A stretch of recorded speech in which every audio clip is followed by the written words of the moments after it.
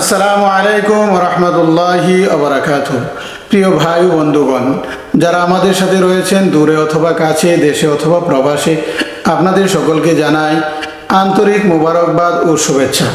প্রিয় ভাই বন্ধুগণ, আমরা অনেক সময় দেখা যায় বিভিন্ন ধরনের ব্যথা, জ্বরে আক্রান্ত হলে অস্বস্তি বোধ করি।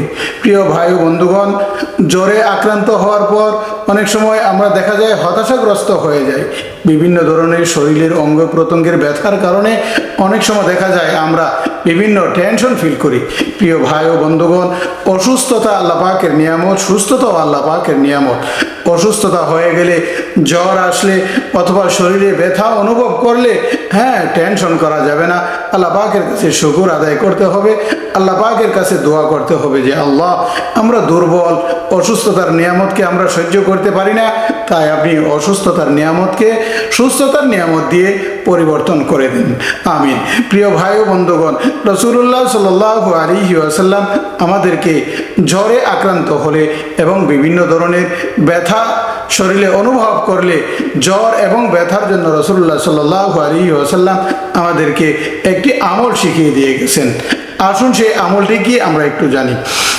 হযরত ইবনে আব্বাস রাদিয়াল্লাহু তাআলা আনহু থেকে বর্ণিত, তিনি বলেন রাসূলুল্লাহ সাল্লাল্লাহু আলাইহি ওয়াসাল্লাম সাহাবায়ে কেরামদেরকে সব ধরনের ব্যথা এবং জ্বরে আক্রান্ত হলে আল্লাহ রাসূল সাল্লাল্লাহু আলাইহি ওয়াসাল্লাম এই দোয়াটি শিক্ষা দিতেন। কি দোয়াটি? দোয়াটি হলো বিসমিল্লাহিল কবির আউযু বিল্লাহিল আযীম মিন শাররি কুল্লি ইরকিন নাআরিন ওয়া মিন শাররি হাররিন নার। রাসূলুল্লাহ সাল্লাল্লাহু আলাইহি ওয়াসাল্লাম সাহাবায়ে কেরামদেরকে এই দোয়াটি শিক্ষা দিতেন। প্রিয় ভাই ও বন্ধুগণ, জ্বরে অথবা ব্যথায় আক্রান্ত হলে আমরা এই দোয়াটি পাঠ করব। আল্লাহ তাআলা আমাদেরকে বিভিন্ন জ্বর থেকে মুক্তি দিবেন এবং বিভিন্ন ধরনের ব্যথা থেকে আল্লাহ তাআলা আমাদেরকে মুক্ত করবেন।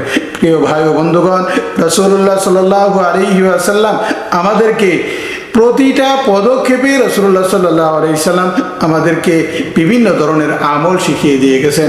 আল্লাহর পয়গম্বর রাসূল সাল্লাল্লাহু আলাইহি ওয়াসাল্লামের বাতলানো সেই আমল যদি আমরা করতে পারি, তাহলে আমরা বিভিন্ন ধরনের অসুস্থতা থেকে, জ্বর থেকে, ব্যথা থেকে, বিভিন্ন ধরনের ব্যাধি থেকে আমরা মুক্তি পাবো। আল্লাহ পাক রব্বুল আলামিন আমাদের সকলকে আমলগুলি করার তৌফিক দান করুন, আমিন।